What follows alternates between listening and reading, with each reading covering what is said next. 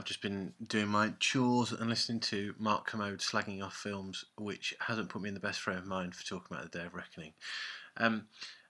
I've become aware that given my habits regarding doing these little things, it's not conducive to an episode like Day of Reckoning, because Day of Reckoning is undoubtedly flawed.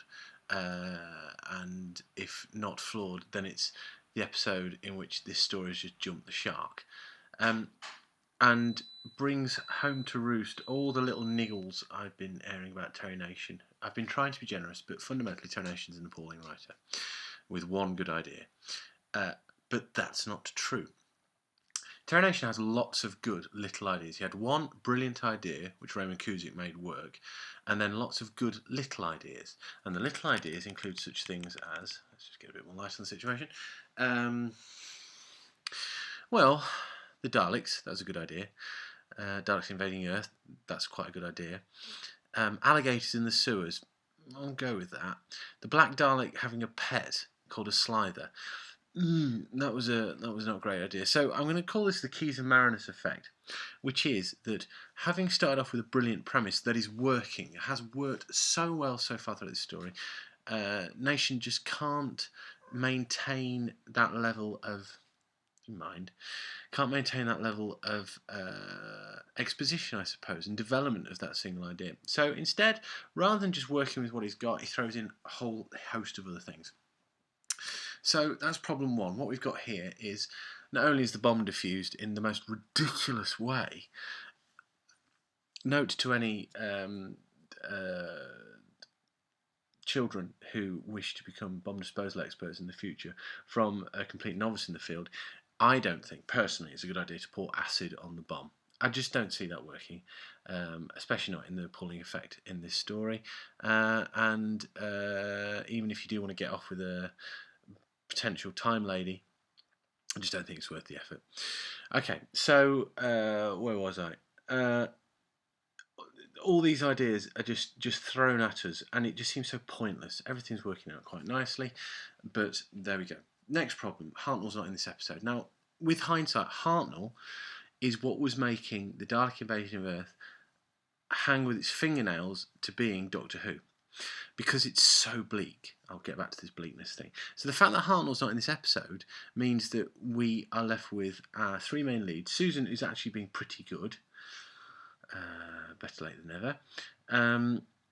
Barbara, who is doing that Jacqueline Hill brilliant thing of being stoic and bold and reacting appropriately to situations, or if not acting appropriately in other stories at least, doing it in an interesting way. Ian's being a regular hero and being heroic.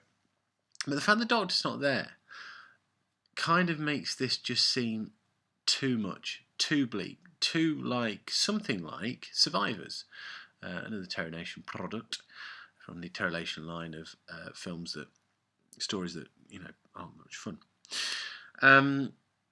So, and I can't. Why is Hartnell not? Is Hartnell poorly? I'll look this up later. But this is the big story. This is the story that will cement Doctor Who as lasting forever, because it's the return of the Daleks, and it's the return to Earth in a very recognisable way. Screw the fact it's in the future. That doesn't matter.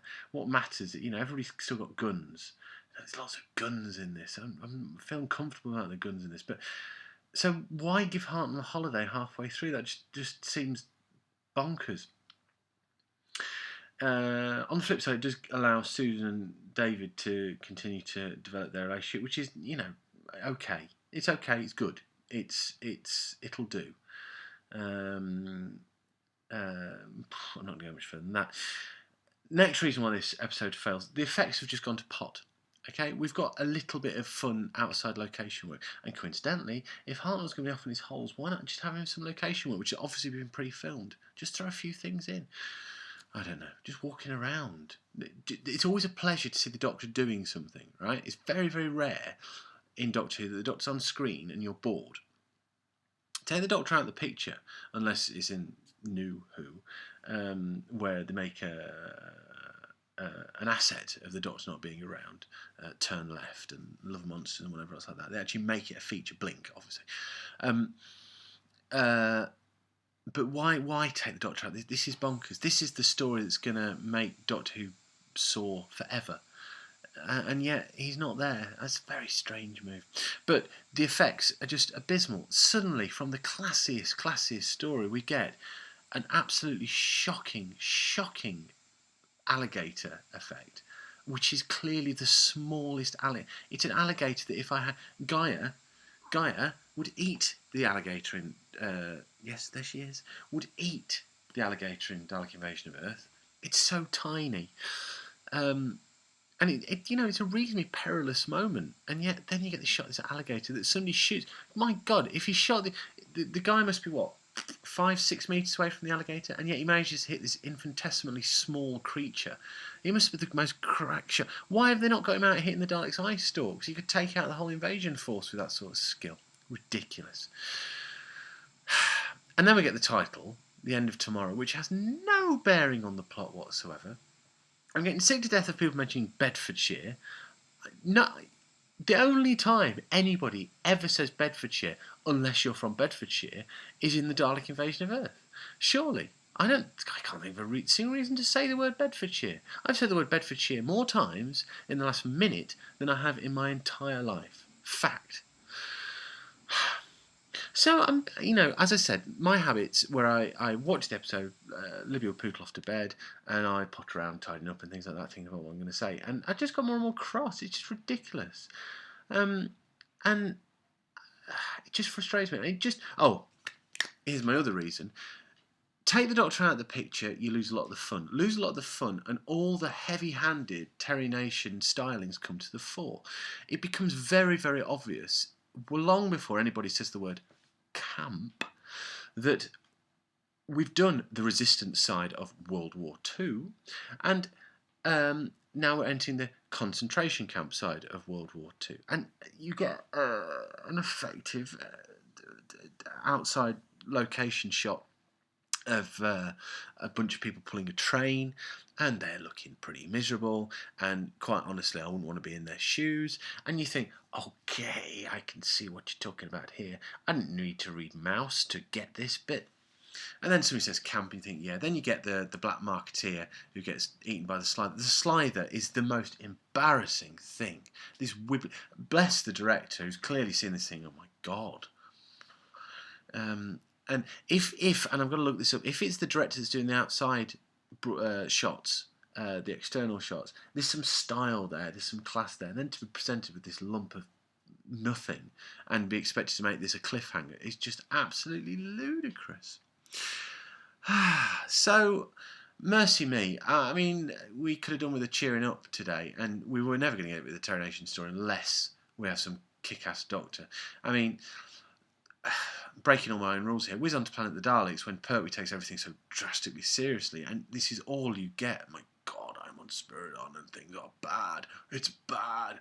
Oh my goodness.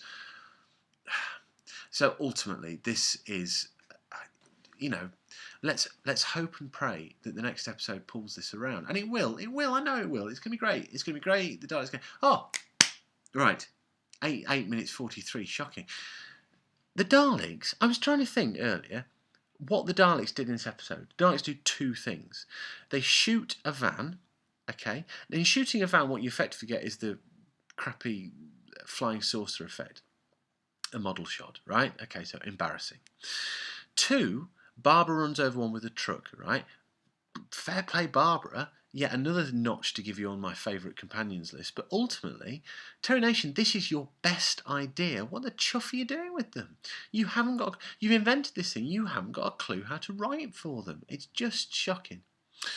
David Whittaker's clearly given up on this episode. I don't want to spend any more time in the sewer. I'm glad they found a hole to get out of it.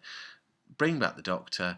Let Ian get on with something that doesn't involve a great big lump of rubber. And Barbara, you carry on being great. Night.